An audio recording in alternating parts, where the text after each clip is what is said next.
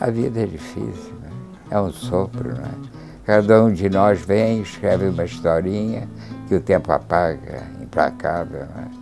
De modo que a gente tem que ser realista para ser mais moderno.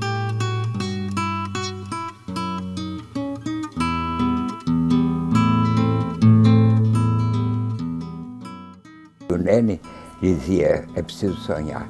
Sem sonhar as coisas não se modificam, né? Uma vez eu disse brincando, para viver é mulher do lado, seja o que Deus quiser. Mas não é isso propriamente, não. Eu acho que a gente tem que lutar, tem que se defender, tem que protestar, tem que fazer um mundo melhor. Isso é que eu penso hoje para o Brasil.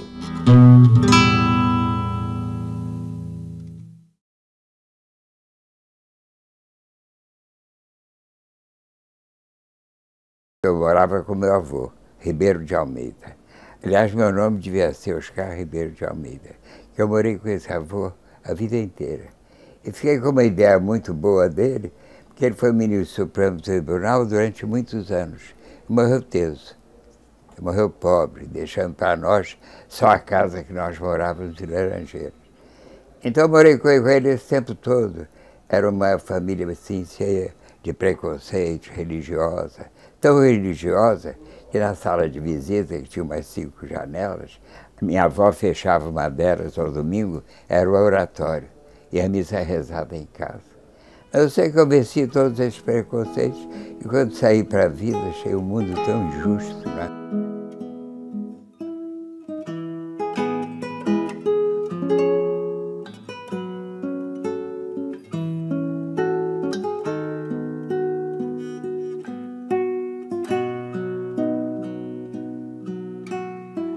Eu me lembro do centro do Rio, que eu peguei lá. Era muito bom, você ia para lá, tinha um ponto chique, tinha rua do Ouvidor, Gonçalves Dias, a gente passeava por ali, as mulheres por ali, estava tudo ótimo. Né? Mas eles podiam ter preservado aquilo, ter feito a barra e deixar aquilo como era. Eu acho que a proporção que o progresso vem, a gente quer, e o homem vive nesse sonho de gostar de música, de poesia, de literatura, disso tudo, as descobertas mais fantásticas estão ocorrendo. O homem vai cada vez ficando menorzinho, porque ele vai sentindo que ele é homem, que é resultado da natureza dos outros bichos da terra. Não tem nada. É uma passagem rápida. Agora tem que viver, então vamos viver decentemente, mão na mão, né? Solidários, essa coisa toda. Mas temos que ser realistas. Né?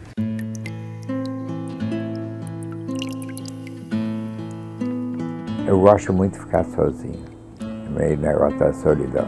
Pensar na vida, pensar as coisas que tem que ficar firme, os defeitos. Gosto muito disso. Mas faz parte. É negócio do Sócrates, vocês conhecer melhor. Eu comecei no partido quando o Prestes saiu. E foi para o meu escritório, foi me conhecer no escritório. Eu me lembro que eu disse para ele, olha, você fica com esse prédio. O trabalho de você é mais importante que o meu. E ficou lá o Comitê Metropolitano. E daí em diante eu fiquei na cela da Gávea, depois passei para a cela da direção no Catete. E tarefa de militantes como todos os outros, não fiz nada de especial. Só está pronto para servir, organizar comício, fazer coisas. De modo que, agora disso tudo, o partido foi uma escola muito boa para mim. Eu acho que foi no partido que eu encontrei as pessoas melhores que eu conheci. Né? Seu pai, inclusive, né, que vinha aqui todo sábado, era completamente dedicado às tarefas do partido. João Saldanha, aquela turma com quem eu lidava, né? O Grabois. E acompanhei essa luta dos partidos e hoje eu penso que está tudo bem. Eu não tenho nada a reclamar do partido, nem os erros que ocorreram.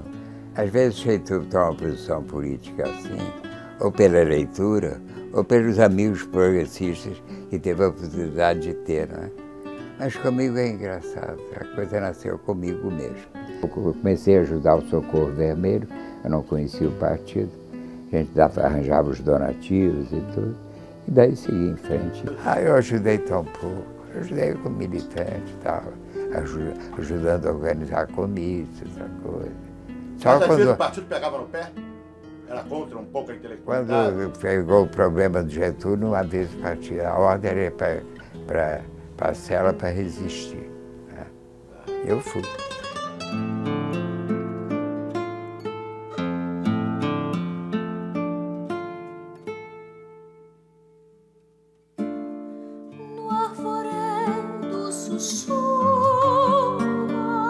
Nós éramos convocados para ir para a cela. A ideia era resistir com o que estava acontecendo. Né? E eu me lembro que eu fiquei ajudando o pessoal, fiquei de chofer, levando um para um lado para o outro. O pessoal que eu lidei do partido era todo ótimo. A maioria, gente boa, tinha posto tudo de lado para brigar, para mudar a coisa. É fantástico. Muito meu amigo, Sr. Getúlio. Eu me lembro do comício que nós fizemos ali pelo Castelo. Eu cheguei no palanque e o Sr. Gildo me disse: Oscar, você vê, não quiseram que a gente fizesse ali no aterro, e essa noite fantástica. Quando ele falou assim, começaram o tiroteio, né? Eu me lembro que todo mundo correu, não tinha outra solução. Eu fui parar no aeroporto, né? Peste foi importante.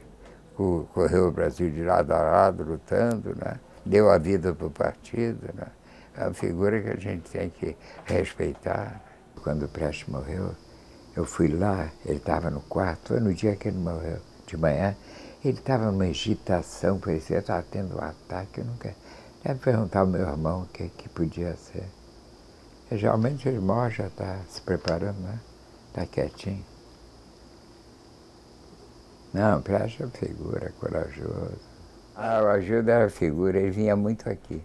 Eu me lembro que eu ia almoçar no Copacabana Palace, na piscina, e o Agildo ia com a gente. Ele botava um chapéu e achava que estava disfarçado, né? Ele era uma figura fantástica. Eu me lembro que ele foi preso e os policiais já reunidos à volta dele, e um disse: onde estava o filho da puta do Agildo Barata? E ele disse, ele se adiantou e disse: olha, filho da puta é você. Eu sou Agildo Barata. Porque o partido se aconselhou de ir, porque eles tinham uma divergência, mas respeitava o Sartre. Sabia que ele era um jeito bom, ele era inteligente, estava lutando para esclarecer o ser humano, a posição dele no planeta. Né? Eu acho que tudo é tão ligado, eu acho que é importante sentir que a vida é difícil, a vida é curta, é um momento, a gente tem que ser humilde, tem que ver as pessoas com mais otimismo, não ficar descobrindo defeitos das pessoas. Estamos no mesmo barco. Acho que, por exemplo, a figura mais importante para mim no momento é Fidel Castro. Porque não é só falar, é fazer, não é? Ele fez a revolução, conduziu o país, melhorou, lutou, brigou, cercaram, resistiu a tudo.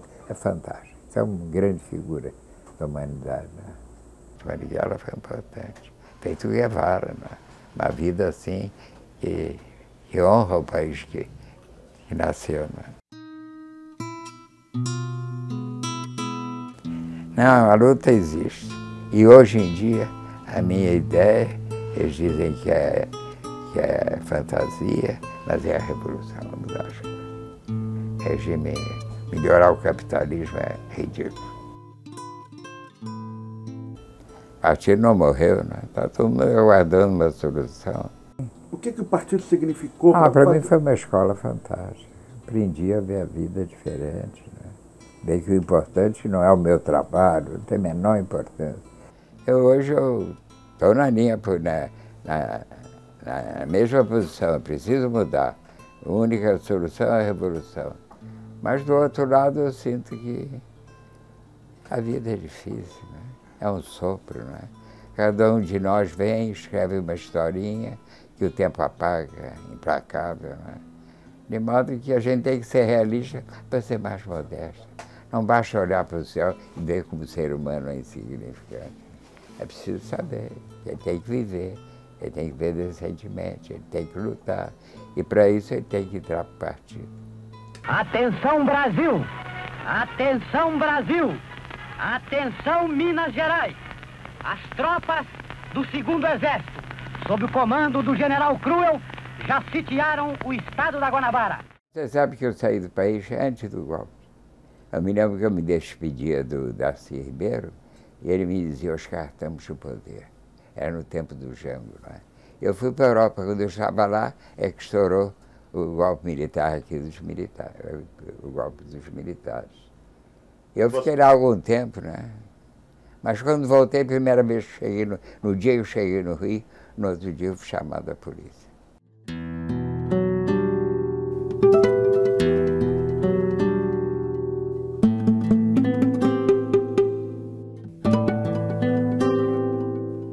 O Juscelino, ele foi muito cordial comigo, né? Ele me dava toda a força. O que tem de ruim em Brasília, da minha parte, é erro meu, porque ele permitia tudo. Deste Planalto Central, desta solidão que em breve se transformará em cérebro das altas decisões nacionais, lanço os olhos mais uma vez sobre o amanhã do meu país e antevejo esta alvorada com uma fé inquebrantável e uma confiança sem limites no seu grande destino. Mas era um homem do centro, né? Eu me lembro quando começou o governo dele, eu fui chamado da polícia. Ele disse, Juscelino, estou chamado da polícia. Ele disse, você não pode ir, tira o seu retrato você não posso mais te receber no palácio. Aí ele caiu em si, telefonou para o CRU e disse, Neymar não pode ir, eu preciso dele em Brasília.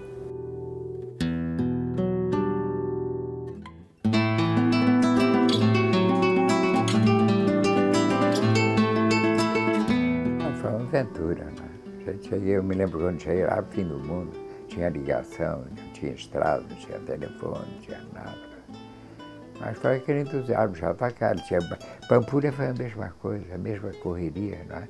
Foi o primeiro trabalho dele como em público e o meu primeiro projeto. De modo que caminhamos juntos. Quando ficou pronto Pampulha e veio Brasília, ele procurou dizer, Oscar, fizemos Pampulha, agora vamos fazer a nova capital. E ele prosseguiu.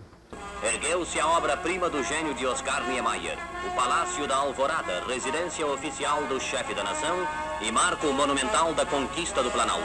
Eu me lembro que o Juscelino, no tempo de Pampulha, ele chamava a gente para ir de barco, ver os prédios se refletindo na lagoa. De modo que ele foi a mesma coisa, não vi novidade nenhuma. Só senti em Brasília que a gente andava com a mesma roupa, comendo lá naqueles lugares, assim, muito ligado à parte de trabalhos, operários, engenheiros e tudo. A gente, sem querer, pensava que a vida estava mudando, não é? Que uma sociedade diferente estava chegando. Inaugurou a mesma merda, tornar os homens que ganharam dinheiro em Brasília, tomaram conta daquilo, ficaram ricos, mesma política, a mesma coisa. O desenho me levou para a arquitetura, né? Eu me lembro que eu era garoto, e na escola, com 10 anos, eu só tinha 10 no desenho. E a minha mãe guardava aqueles desenhos com muito carinho, sem saber que eles iam me levar para a arquitetura.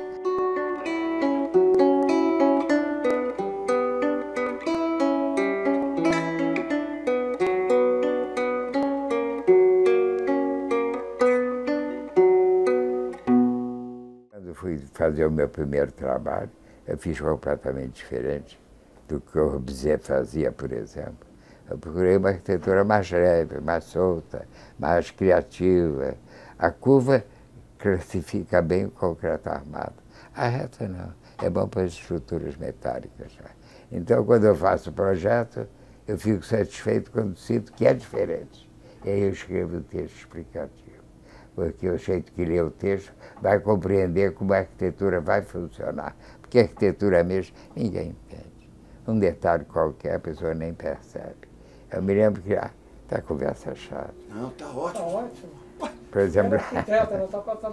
exemplo, lá em Brasília, na entrada do Palácio do Exterior, não é? Tem um hall, tem um mezanine. Eu fiz a viga fininha do piso do mezanine. Nunca ninguém percebeu. Mas quando foi visitar o palácio, o filho do Nervi, que era o técnico mais importante do concreto armado, ele se espantou. Então, querendo ser gentil, ele disse, nós estamos fazendo uma ponte na Itália, mas fazer isso, coisa tão fina, é mais difícil. E é isso que a gente procura. Quer dizer, os pequenos detalhes que nos intencionam, às vezes passam desapercebidos. A arquitetura, para mim, é invenção. Tem que ser diferente. Você for a Brasília, Você pode gostar ou não dos palácios, mas você não pode dizer que viu antes coisa parecida. Você vê a catedral, você pode achar que tem outras mais bonitas, mas não tem igual. Isso é a primeira coisa. Esse é que um poeta francês, que não me lembro o nome agora, que ele dizia que a característica principal de uma obra de arte é a surpresa, é o espanto.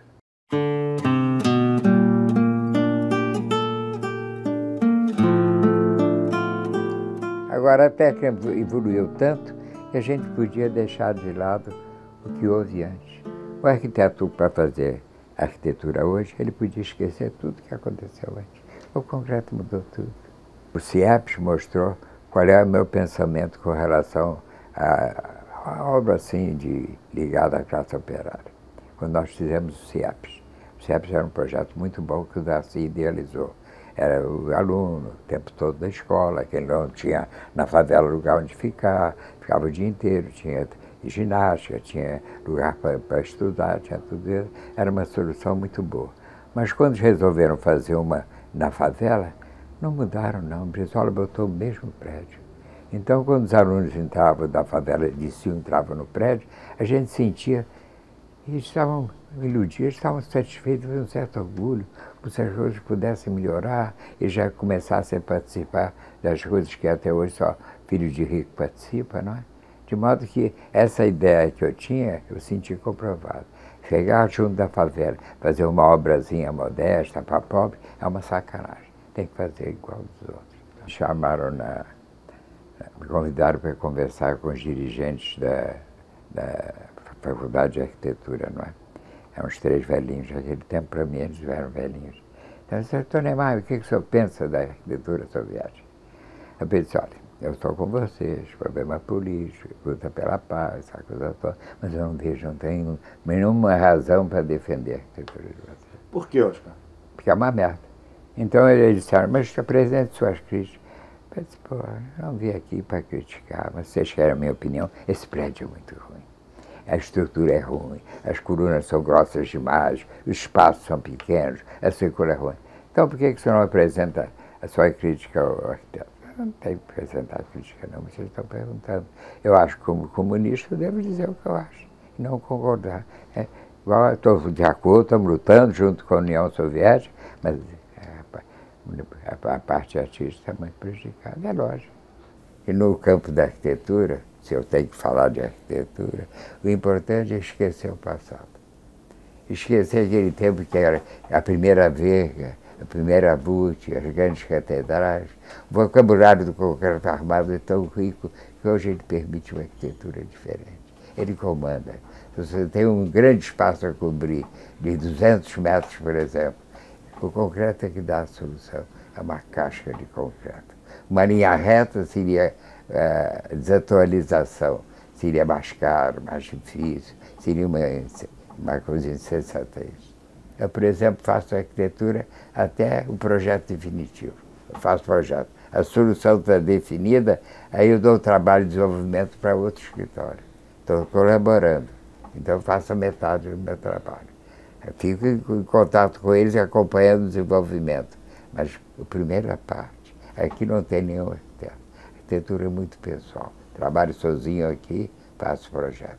Quando está tudo definido, eu passo para outro escritório e eu estou colaborando. Estou dividindo o meu salário. Por exemplo, o Museu de Niterói. É tão fácil explicar.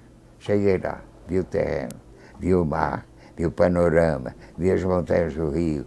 Era uma coisa que eu tinha que preservar. E subi para o prédio. Deixei aquilo livre. De modo que o espaço exterior, a natureza, faz parte da arquitetura. A arquitetura não muda nada, mas a vida pode mudar a arquitetura. O dia que a vida mudar, a arquitetura vai ser mais simples, vai se destinar a todos como a gente gostaria, não é? Mas isso não quer dizer que um prédio bonito não é importante. É importante. É importante que o mais pobre que dele não participa, quando chegar perto, tem um momento de emoção, que viu uma coisa diferente. Nunca vi uma situação tão ruim, tão desmoralizada, corrupção, violência. Violência é incrível, parece que é uma luta entre que a cidade está dividida em duas, em pobres e ricos, não é? E a elite olhando para os garotinhos negrinhos das favelas como futuros inimigos, não é? Então um clima assim de meio de racismo começa a ocorrer, não é? Mas é a briga assim mesmo, a gente tem que pensar, esperar a oportunidade, virar a mesa. Está faltando um pouco de entusiasmo, porque o problema está diante de nós. É a miséria, a corrupção, é o atraso, não é? E o governo Lula, Oscar, te decepcionou? O que você quer que eu diga?